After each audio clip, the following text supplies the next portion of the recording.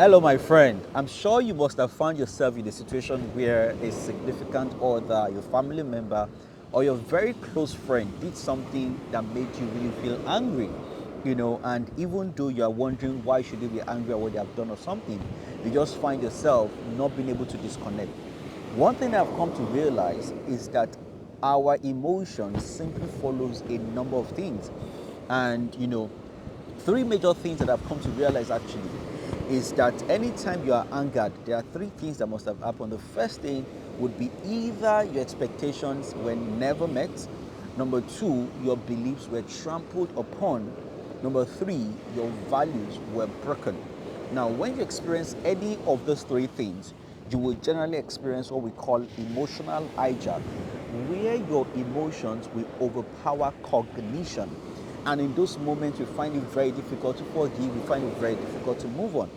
But one thing I always like to say to people is that when you find yourself in this kind of situation, the best thing to do is to talk about it.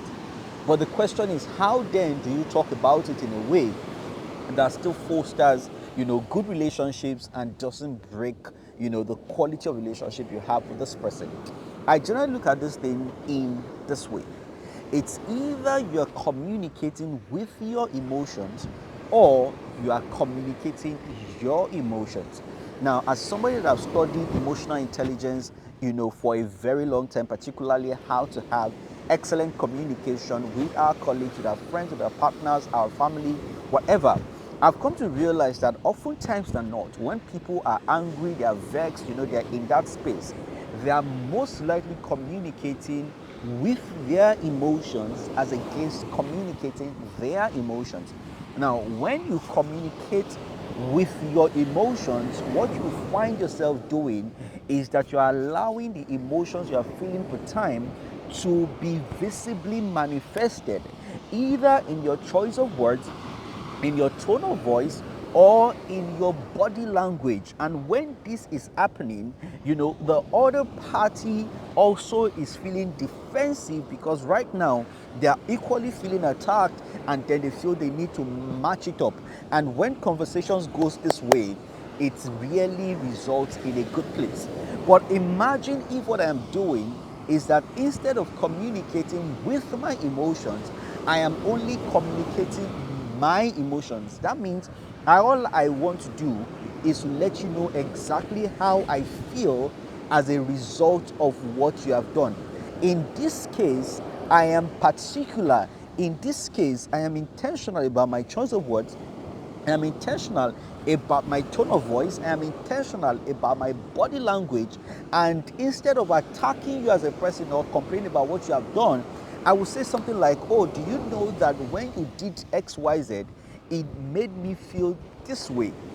With this kind of communication, our partners, our colleagues can appreciate exactly how what they have done has made us feel. Now, notice that because emotions are subjective, that means what will make you feel a certain way will not necessarily make the other person feel a certain way. Because their paradigm is different from yours, their values different from your values, their belief different from your value. Your beliefs, their expectations different from your expectations. Oftentimes, when we talk exactly about what they have done, it becomes very difficult for them to understand it because their own paradigm is totally different. But if you are able to communicate exactly how what they have done made you feel, if they love you genuinely enough, if they care genuinely enough, they will be able to identify with your feelings. They will be able to apologize for the way they made you feel, and they will be able to self-regulate in order to not make you feel that way again.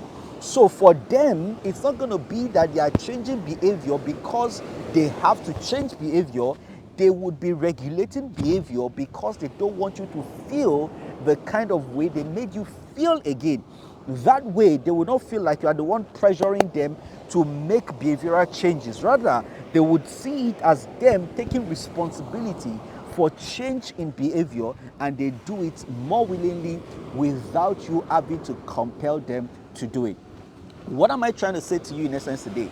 if you want to be able to get better relationships out of the people around you, if you want to build solid relationships where everybody is collaborating and supporting each other, then the next time your significant other, your colleague, your family member, your team members, whoever they are, breaks your emotion, the next time they violate your values, the next time they don't meet up with your expectations, the next time they break your beliefs, please ensure that you are not communicating with your emotions. Rather, you are communicating your emotions.